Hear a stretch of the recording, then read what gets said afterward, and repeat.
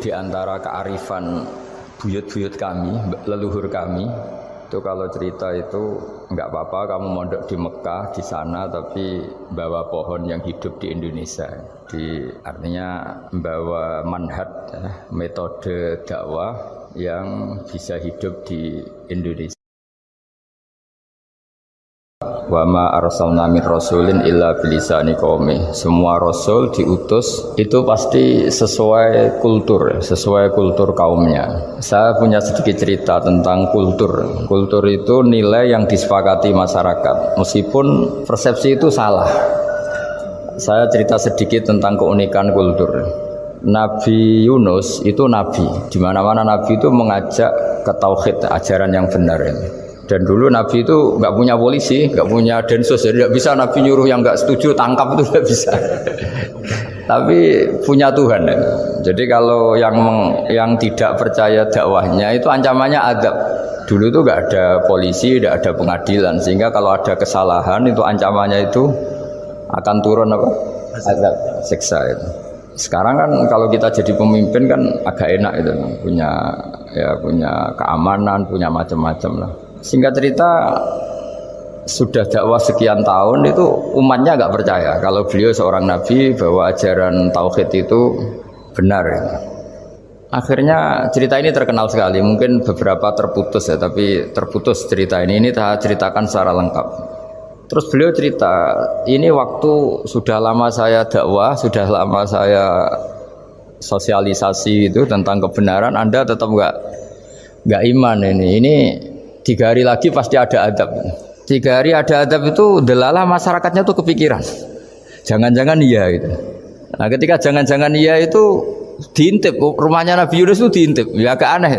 Diintip delalah orangnya nggak ada itu kalau Quran bahasakan abaqo itu minggat itu pergi nggak pamit ya. Itu bahasanya abaqo itu minggat. Meskipun kita tidak mungkin membahasakan Nabi itu minggat, tapi dibahasakan tindakan kan tidak mungkin karena nggak pamit itu. Jadi harus dibahasakan minggat itu. Quran sendiri dibahasakan abaqo. Nah cara berpikir masyarakat gini, kalau kampung ini mau dibalik sama Allah, mau ada adab, logikanya yang tahu akan ada adab itu pasti sudah pergi. Padahal Nabi Yunus pergi ini bukan karena takut adab, mangkel. Nyai suwi gagal minggat ya kan gitu. Jadi ada kiai minggat itu ya ada dalilnya karena dulu itu kalau mangkel itu suami mangkel istri itu ya harus minggat, istri harus minggat. Dulu itu ya boleh, maksudnya boleh itu ya kalau darurat ya minggat sedikit lah, tidak apa-apa. Nah Nabi Yunus itu minggat tadi abaqo itu kalau dalam bahasa Arab pergi gak pamit itu. Kalau orang Jawa bilang minggat. Itu sebenarnya saking mangkelnya, saking emosinya beliau akhirnya meninggalkan kaumnya tanpa pamit. Tapi kaumnya itu menjadi tahu bahwa ini serius Yunus. Buktinya dia agak berani di kampung, berarti mau ada adab betul itu. Dan efek positif dari teori itu, teori kultur tadi. Kalau ada adab pasti dia pertama yang lari. Kayak dukun itu. Kenapa kita tidak percaya dukun nomor itu? Itu kan paling yang minta nomor dulu ada SDSB itu. Forecast itu kan paling salam template-nya kan 100.000. Padahal dulu forecast itu berapa? Kalau menang kan miliaran ya, juta. Itu untuk kultur kita agak percaya dukun kan ngapain ngumpulin uang 100.000, kalau dia tahu nomornya kan mendingan tombok sendiri gitu. Itu kan jadi orang itu mesti punya teori umum untuk membenarkan sesuatu atau membohongkan itu. Akhirnya umatnya Nabi Yunus itu iman itu artinya percaya kalau ini tidak main-main. Buktinya Nabi Yunus gak berani di situ. Akhirnya mereka tobat. Saat itu juga mereka wiridan di lapangan, terus semua kesalahannya diselesaikan. Sampai ada rumah yang sudah dibangun permanen karena di tanah tetangga, dirobohkan saat itu juga. Bahkan ada batu yang dulu nyuri, 1-2 batu yang dulu hasil nyuri, saat itu juga dirobohkan, dikembalikan sama yang punya. Hari itu semua kedoliman diselesaikan. Ini penting saya utarakan, jadi tobat itu tidak hanya istighfar. Kalau istighfar ribet, tobatnya orang punya utang terus istighfar gitu kan ribet. Kan ribet itu. Ada punya utang terus minta maaf itu kan ribet itu. Harus diselesaikan itu. Tobat diterima sama Allah. Batas akhir finish dari harusnya ada adab, misalnya Senin, Selasa, Rabu, harusnya Rabu itu sudah kena adab. Ternyata Rabu itu tidak kena adab. Nabi Yunus sebetulnya juga penasaran kampungnya itu kena azab enggak. Dilihat dari jauh ternyata enggak. tambah kecewa dia. Gitu. Wah ini saya kalau pulang mesti dibunuh karena saya dianggap pembohong. Di masyarakat situ ada aturan siapa yang bohong dibunuh. Padahal Nabi Yunus ngumumkan nanti Rebu ada azab. Kira-kira gitu loh. Ternyata Rebu itu tidak ada azab. Makanya dia sudah di batas kampung kembali lagi. Kembali minggat lagi. Karena nanti pulang pasti dibunuh karena dia dianggap bohong. Ya akhirnya masyhur itu. Terus dia ikut nelayan sekenanya. Yang penting lari dari kampung. Ikut nelayan sekenanya. Zaman itu, ini saya ulang lagi zaman itu. Nanti ini efeknya nanti ke tauhid. Zaman itu para nelayan tuh kayak sepakat. Kalau ada kapal atau perahu kok mau tenggelam, itu pasti ada yang minggat. Hanya minggat itu pergi tidak terhormat itu. Terus fasahama fakana minal mudkhadin. Nah, dulu itu orang sudah punya peradaban. Ini cerita kultur, sudah punya peradaban. Punya peradaban. Ya sekarang gini, kalau nyemplungkan salah satu kan tidak adil diundi. Ternyata yang keluar dia Nabi Yunus.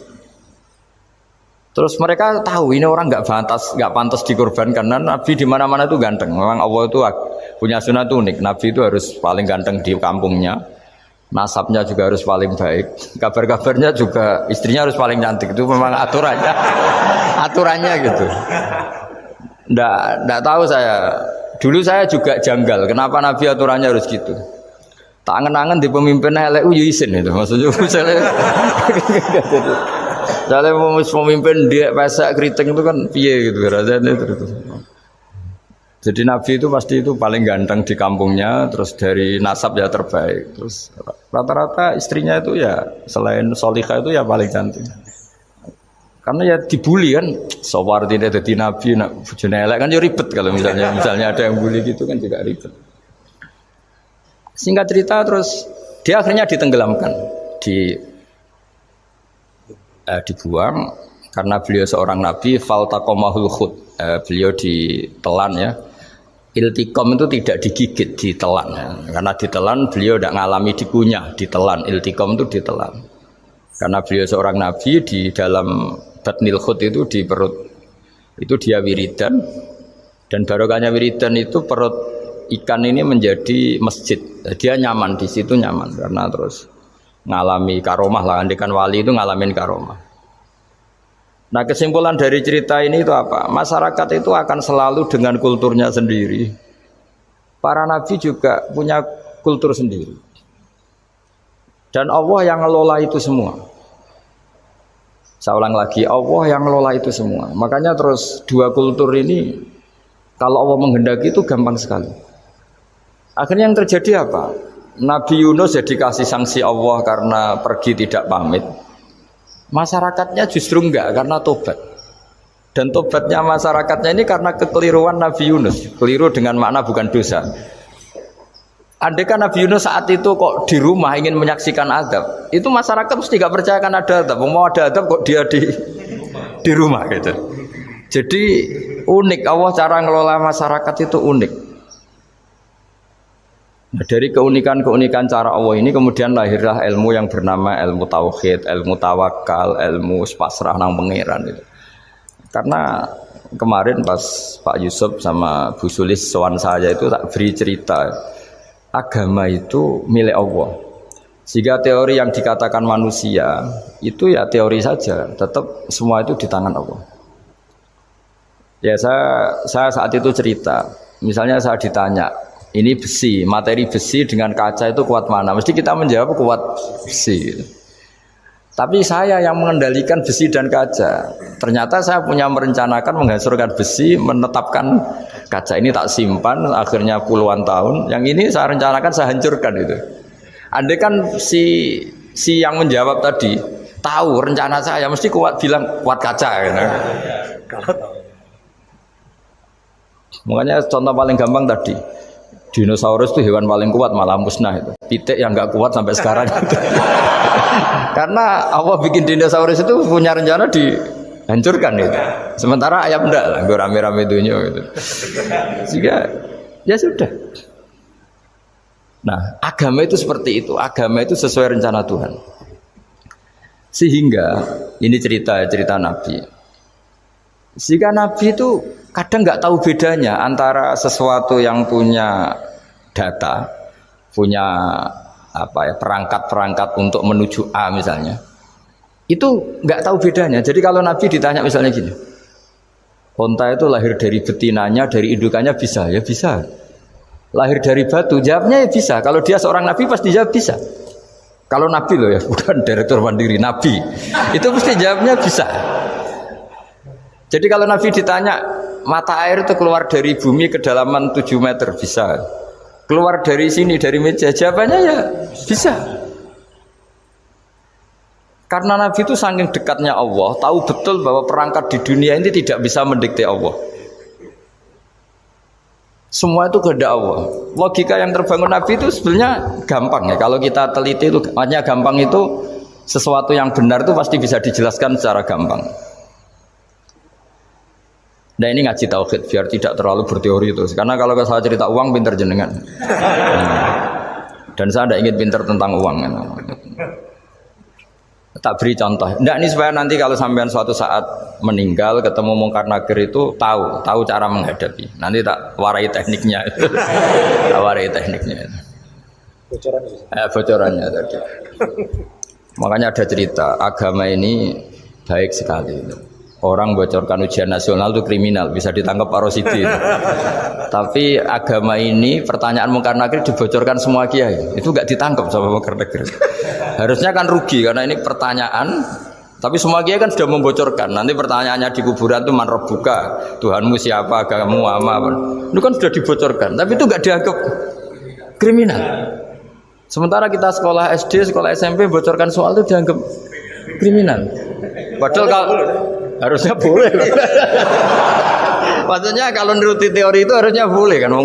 Wong pertanyaan Mungkar Nakir selesai dibocorkan kan. Ada dasarnya kan? Ya tapi kan tidak ada itu. Harusnya boleh. Tapi kan terjadi kalau dibocorkan itu. Tidak ada itu. Harusnya boleh. Tapi kan terjadi nggak ujian kalau dibocorkan. Jadi dibocorkan. Kurang apanya baiknya agama ini? Pertanyaan sepenting itu dibocorkan dan kiai-kiai nggak ditangkap sama Mungkar Nakir ya ada itu. Saya ulang lagi ya supaya kita ingat fitrah salimah. Soal Anda modern monggo lah, tapi saya sebagai kiai akan ngajari kalian tentang fitrah salimah. Jadi kalau kamu itu benar-benar beragama, ini misalnya kertas, ini lempengan baja. Kalau kamu beragama, ya terserah jenengan. Karena bisa saja ya terserah jenengan. Karena bisa saja kertas ini arsip nasional. Baja ini tak niatkan, tak luluhkan, tak hancurkan. Sehingga kalau kita ngomong ya secara materi harus ditambahi, secara materi kuat baja ya Allah. Tapi secara substansi jenengan ya terserah jenengan, monggo. Nah, di sini yang mulai orang lupa itu karena selalu menjawab pasti kuat baja. Kata pasti ini yang akhirnya orang menghilangkan teori beragama. Berdasar logika. Nah akhirnya para nabi, para wali itu ditanya. Saya punya kitab karangannya Abdul Hamid, orang alim. Kitab itu dulu saya ngaji lama sekali, sampai sekarang saya pelajarin. Manusia itu dijebak hukum adat, padahal adat itu ya tidak terlibat. Misalnya kalau ada telur jadi ayam normal gitu. Ya tadi indukan unta melahirkan unta normal itu, indukan sapi melahirkan sapi normal. Tapi kalau para nabi itu bilang ya agak normal. Enggak normal artinya tetap ada kekuatan Tuhan. Indukan unta tahu apa tentang unta? Dia punya kekuatan apa? Bisa melahirkan unta, bisa menciptakan unta di perutnya, bisa ada jantungnya, ada paru-parunya, ada ususnya. Dia bisa apa? Di situ ada tangan Tuhan itu.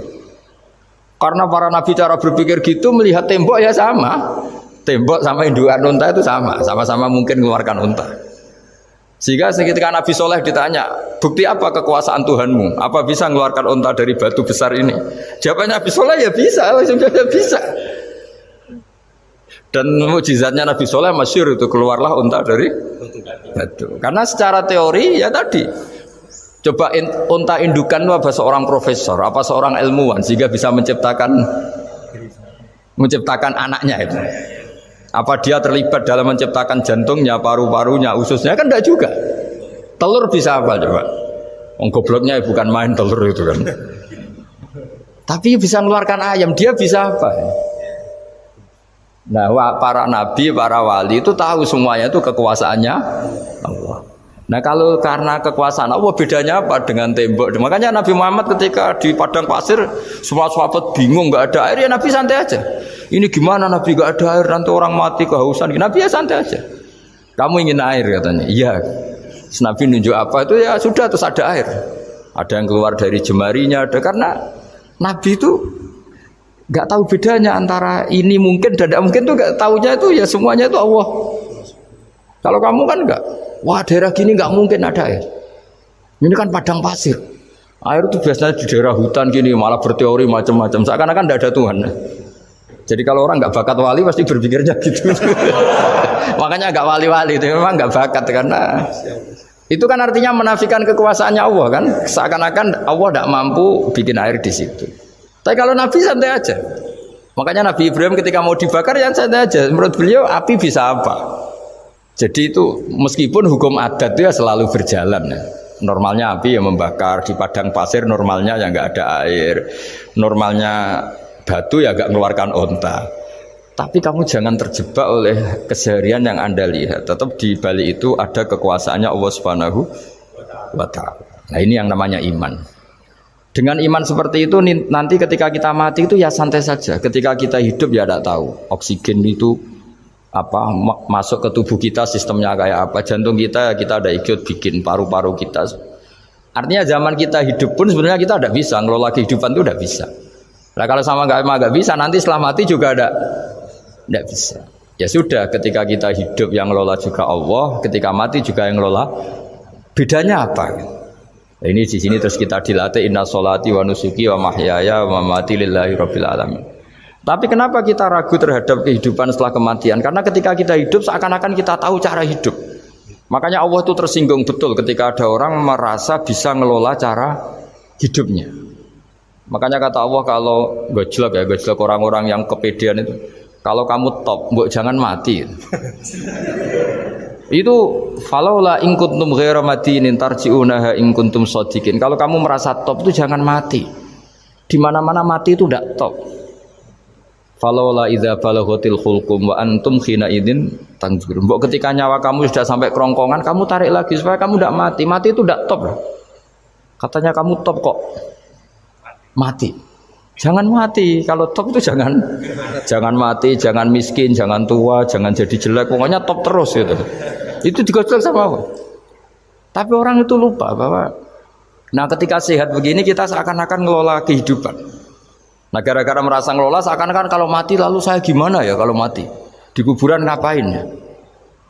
Terus kantornya gimana, kerjanya di mana? Ya udah usah begitu. Nah ini di sini pentingnya tauhid. Orang dilatih berpikir al-khalqul awal. Afa'ayina bil khalqil awal. Kalau dalam bahasa Yasin disebut kul yuhyihal ladzi ansha'aha awwala marrah. Jadi agama itu orang dilatih membayangkan pertama hubungan kita dengan Allah. Misalnya manusia pertama itu siapa? Adam. Adam bisa berpikir, bisa berlogika, bisa jalan-jalan, bisa macam-macam. Tapi andaikan Anda jadi Nabi Adam, mesti melihat kekuasaannya Allah itu begitu nyata. Karena saya materinya dari tanah, ternyata saya bisa berpikir. Betapa kudrohnya Allah, kekuasaan Allah, tanah yang benda mati bisa berpikir. Sekarang jadi saya. Sehingga ketemu, kira-kira Nabi Adam kalau ketemu tanah itu ya, kalau mau maksiat, wah ini tanah ini pasti komplain. Nah di sini pentingnya beragama. Sehingga ketika Rasulullah ngendikan, jika kamu memperbanyak sholat, maka tanah-tanah ini bersaksi terhadap sholat kamu. Jika kamu maksiat, juga tanah-tanah ini menjadi saksi pemberat. Itu kamu tidak jagal sama sekali karena manusia pertama yang bernama Adam yang bisa berpikir itu materinya dari tanah.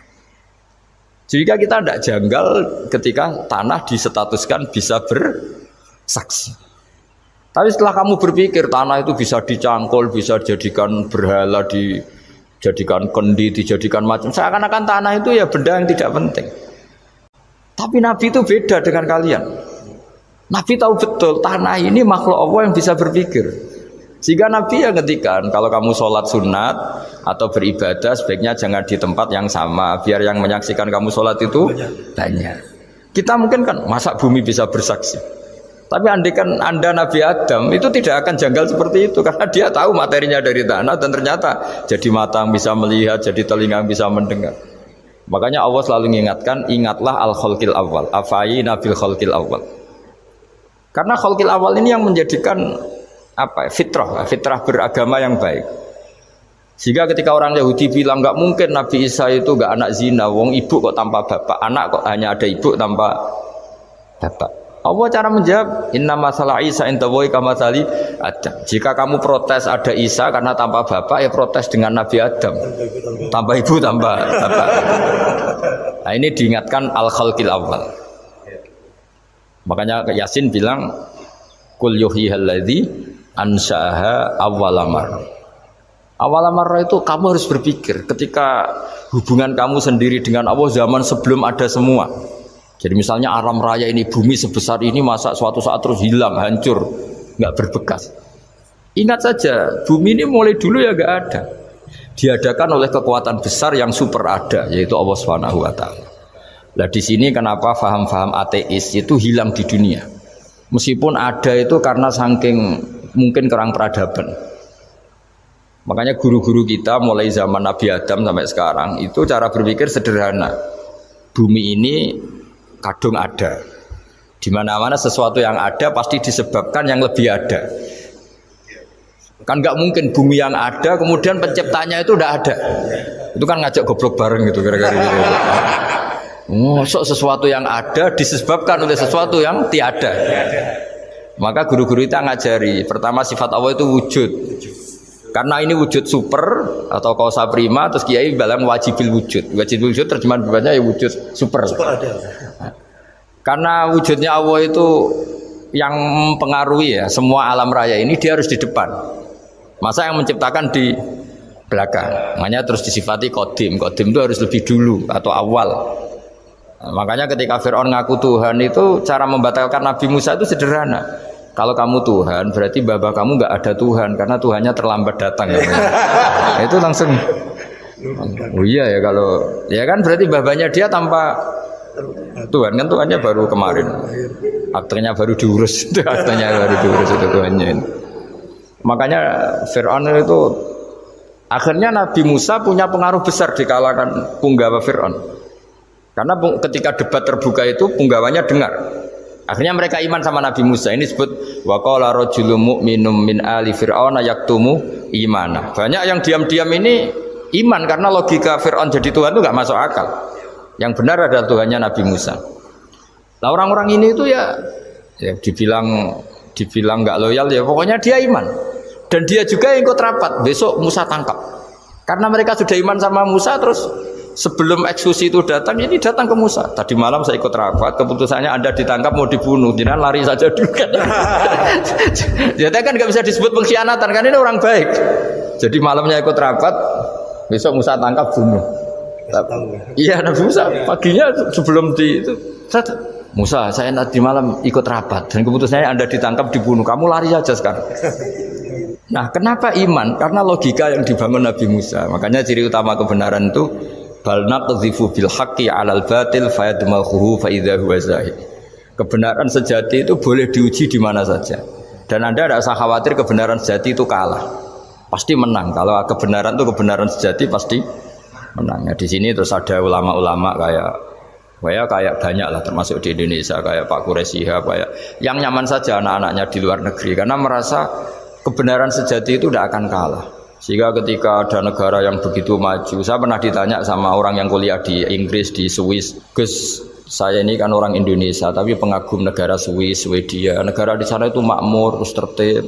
Bagaimana saya tetap mencintai Islam, yang secara lahir itu, kadang-kadang beberapa negara Islam itu kacau. Ada seorang mahasiswa tanya gitu, dia tanya, cara ingat Allah, ya membela Islam kira-kira gitu. Terus saya tak kasih tahu dia. Ketika Anda muji negara-negara itu makmur, sejahtera, itu sebetulnya tetap utang jasa terbesar itu sama Tuhan. Pejabat bisa apa ketika Allah misalnya nggak bikin air? Negara bisa apa misalnya ketika Allah itu nggak bikin oksigen? Tetap semua ketertiban itu karena kehendak Allah. Berarti utang jasa kamu di negara manapun tetap sama Allah, bukan pada yang lain. bahwa ada hukum sosial manusia, oke lah, kedua, ketiga dia harus terima kasih. Hanya dia sadar. Nah masalahnya kita ketika di negara yang makmur gitu, pikiran kita presidennya hebat, menterinya hebat, tata sosialnya hebat. Oke, nggak apa-apa, muji manusia itu nggak apa-apa. Tapi tetap itu semua di bawah muji Allah Subhanahu wa Ta'ala. Ada air begini ciptaan Allah, ada oksigen sehat ciptaannya Allah. Sehingga muji pertama itu kepada apa artinya kehebatan manusia ketika ada gempa besar, ada likuifaksi, ada macam-macam. Nah, maksud saya ngaji di sini, ingat Allah itu dengan cara seperti itu. Sehingga ketika kita hidup di negara manapun, ya utang jasa pertama pikiran kita sama Allah Subhanahu wa Ta'ala. Tapi kalau enggak, kamu terjebak hukum adat tadi. Di mana-mana ayam itu yang mengeluarkan telur, telur mengeluarkan ayam. Enggak bisa bantu batu ini mengeluarkan ayam. Keliru kamu. Ketika ayam mengeluarkan telur, memangnya ayam itu bisa? Apa dia berpikir sekolah dulu gimana ya cara punya telur? Kan ya enggak juga. Tidak bergerak juga. Apa ketika mata kamu bisa melihat terus kamu merencanakan gimana ya mata supaya bisa melihat? Ya tahu-tahu sudah melihat. Nah, di sini disebut afa'ayina bil khalqil awwal ansa'aha awwalan marrah wa huwa alladhi yabda'ul khalqa tsumma yu'iduhu wa huwa ahwanu alaih. Allah selalu mengingatkan. Nah, iman yang baik itu iman yang seperti saya utarakan tadi. Kamu ingat kekuasaan Allah ketika belum ada apa-apa. Belum ada apa-apa ya Allah bikin manusia itu dari tanah, bikin ayam ya dari tanah, bikin sapi ya dari tanah. Bahkan semuanya dari ketiadaan. Nah, dengan iman seperti itu, nanti kalau kamu ngaji hadis, Nabi bisa mengeluarkan air dari apa? Dari jemarinya. Terus Nabi Ibrahim dibakar gak apa-apa. Nabi Soleh bisa mengeluarkan unta dari batu besar. Nabi Musa bisa menyibak laut hanya dengan tongkatnya. Itu semuanya kamu tidak jangka. Karena tadi ingat bahwa kekuasaan Allah itu tidak terbatas. Itu cara iman yang benar. Sehingga nanti ketika kita mati juga gitu. Ketika kita hidup ya tidak bisa ngatur jantung kita, paru-paru kita. Pasti sama lah. Setelah kita mati juga tidak bisa ngatur. Yang hanya ngatur Allah Subhanahu wa Ta'ala. Hidup kita dalam kendali Allah, mati kita dalam kendali Allah. Ya sudah, terus kita mati ya nyaman saja. Saking nyamannya itu orang-orang soleh kalau mati itu jarang berdoa. Bukan karena apa-apa, kalau berdoa itu resikonya kan gini, mustajab ndak ya, dikabulkan ndak itu. Itu menjadikan setan punya peluang masuk diganggu. Makanya ajarannya Nabi, mangkana akhiru kalamihi la ilaha illallah wa fi riwayatin Allah dakhalal jannah. Jadi kalau mau mati bersaksi saja, sudah ini enggak saatnya berdoa, saatnya bersaksi. Makanya hanya disuruh bilang Allah, Allah, Allah. Dan supaya ini menjadi akhir kalimat. Sehingga nanti keren lah. Ketika ketemu Allah, apa akhir kalimah kamu yang kamu lafadzkan Allah, Allah. Jika di kitab-kitab diterangkan, ketika orang tua kamu mau mati sudah bilang Allah, jangan tanya catatan hutang di mana ya, tabungannya di mana ya. Terakhir jawab mandiri terus mati lah. Gak boleh ditanya lagi. Sekali ditanya nanti akhir kalimatnya mandiri. Nah, itu nggak boleh. Jadi sekali sudah bilang Allah jangan ditanya lagi. Pak, tabungannya di bank mana? Nggak boleh. Bahayanya sekali jawab mandiri terus mati berarti akhir kalimatnya itu ya mandiri. Makanya harus akhir. Jangan nanti statusnya itu mangkana akhiru kalami. Memang akhir dari yang dikatakan itu kata Allah. Nah sebetulnya teks hadis itu la ilaha illallah. Ini pinternya Kiai Jawa. Lagi-lagi kembali ke kultur. Kiai Jawa itu kiai yang bisa modifikasi kultur. Sebetulnya kalimat hadis itu yang masyhur, itu yang populer itu la ilaha illallah. Tapi Kiai Jawa itu dan itu ngikuti kitab-kitab Arab juga, kitab-kitab. La ilaha illallah itu resikonya tinggi karena di situ kan tiada Tuhan yang berhak disembah kecuali Allah. Ada kata la ilaha ini. Nah takutnya pas la ilaha sudah mati. Nah karena itu ada resiko la ilaha gak khatam, berarti tiada Tuhan. Nah, sehingga karena ini dianggap riskan, ya terus Kiai Jawa ngajari sudah lah, gak usah kepanjangan ya sudah Allah, Allah. Jadi itu sudah agak-agak rekayasa lah, agak-agak istihad gitu. Maksudnya itu sebenarnya teks panduannya itu la ilaha illallah. Teks panduannya. Tapi kiai-kiai itu tentu yang paling tahu tentang kehendak Nabi karena nekuni ilmu itu lama sekali. Kita ngikuti cara-cara ditentukan para kiai. Karena tadi la ilaha illallah itu kan ada kalimat yang tadi ya tiada Tuhan kan. Nah kata tiada Tuhan ini yang dianggap riskan kalau nggak khatam. Daripada potensi itu terus kiai-kiai ya agak-agak improvisasi lah itu memang ya sudahlah Allah Allah Allah. Nah supaya itu menjadi akhir kalimat ya saya ulang lagi menjadi apa? Akhir kalimat. Setelah itu kata kitab-kitab jangan tanya hal lain. Ya sekali ditanya nanti dia akan ngelafatkan hal lain itu. Ya tadi misalnya tabungannya di mana gitu kan. Misalnya sini. Nah, yang ribet kalau wong kuno itu neng laci, neng sorogan. Berarti kalimat terakhirnya ya laci sorogan itu. Nah, sehingga terus itu pinternya guru-guru kita. Jadi saya ulang lagi ini yang terakhir saya pesen latihlah iman seperti imannya para ulama, para aulia, syukur-syukur yang dekati imannya para nabi. Itu cara berpikir tuh al khalqul awal. Afa'ayina bil khalqil awal. Qul yuhyihal ladzi ansaha. Nah, yang terakhir saya pernah ditanya, ya agak gojekan, agak guyon, tapi saya ditanya. Saya itu nggak bisa melihat, Gus. Aneh orang Afrika itu. Kan misalnya ada Miss Afrika itu. Di sana itu orang paling cantik. Malah kadang itu ada kriminal gitu, karena orang Afrika merkosa Miss Afrika.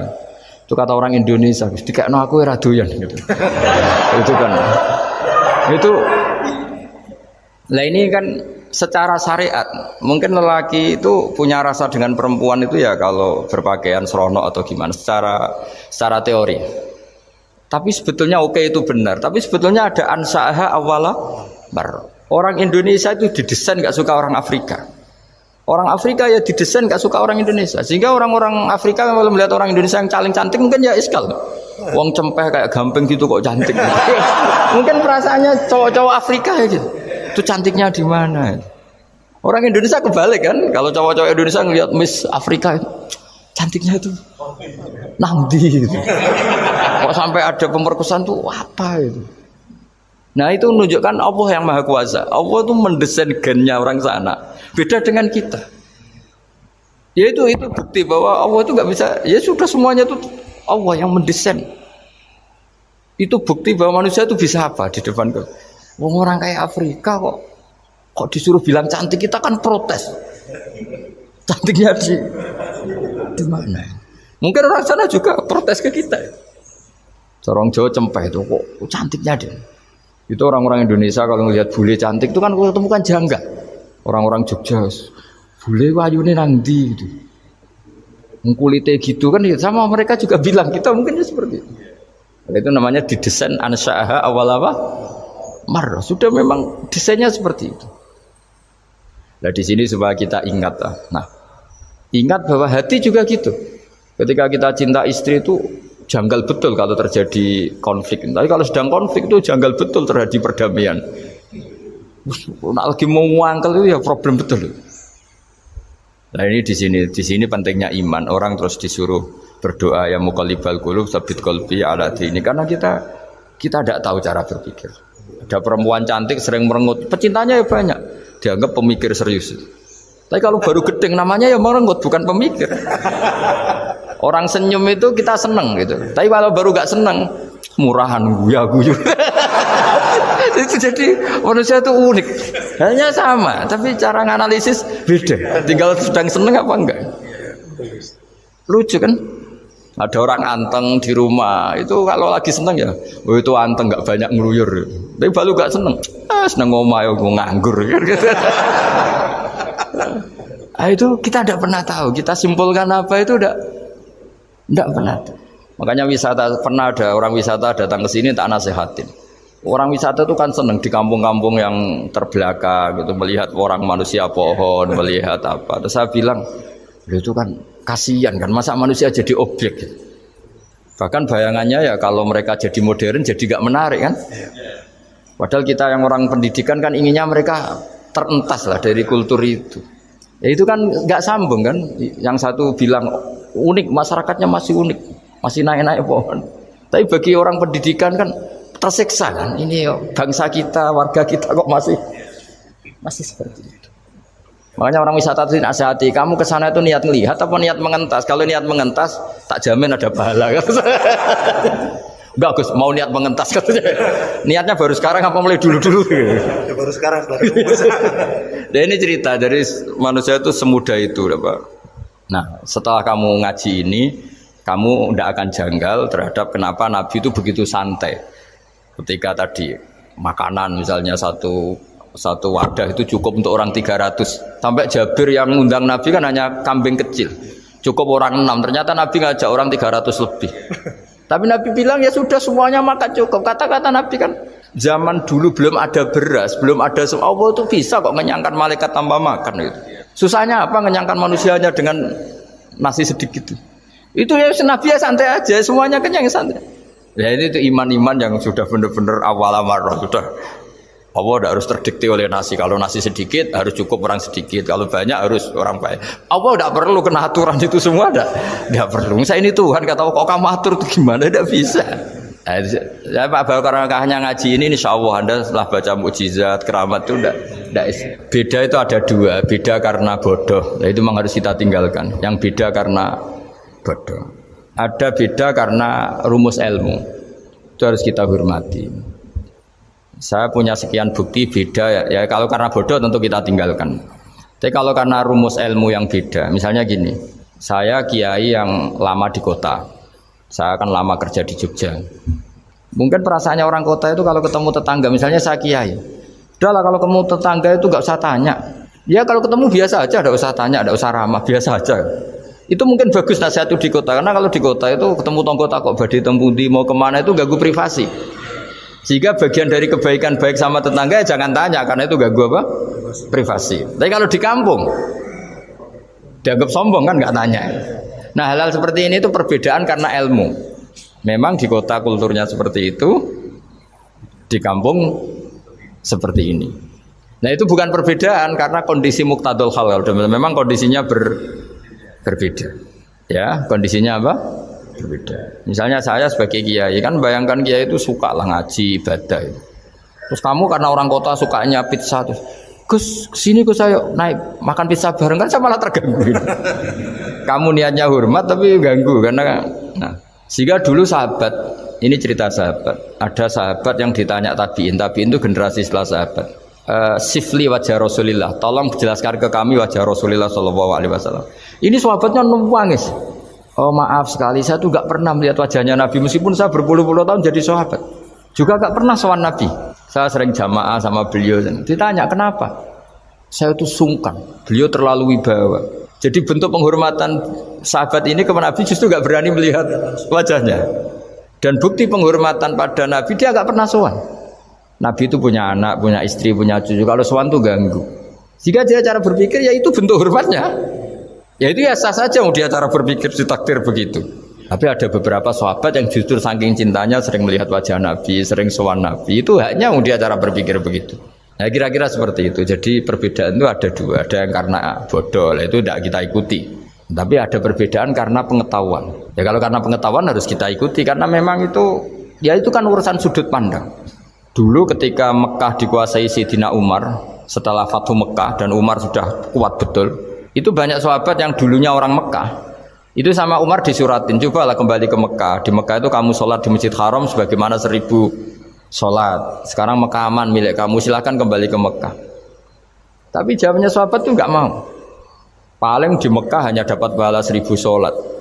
Tapi kalau mengislamkan orang di daerah-daerah pedalaman itu dakbul ambiya.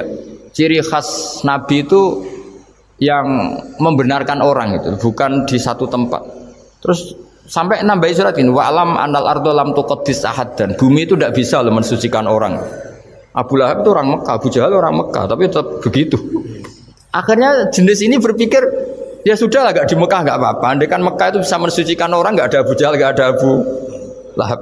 Akhirnya para sahabat gak kembali ke Mekah, tapi berkelana ke Syria, ke Sam, akhirnya ada Islam di mana-mana. Tapi ada juga yang Mekah itu kota suci, harus diisi orang-orang suci supaya yang brengsek-brengsek gak di sana. Ya sudah cara berpikir begitu. Nah ini cerita ya. Jadi ya sudah kalau perbedaan karena ilmu, ya sudah memang karena ilmu. Nah itu nggak apa-apa. Nah kalau sampean tanya, lalu bedanya apa Gus? Yang beda karena ilmu karena ya lihat saja kalau dia orang pinter bacanya banyak berarti bedanya karena ilmu. Tapi kalau nggak pinter kok berbeda ya berarti karena tidak tahu.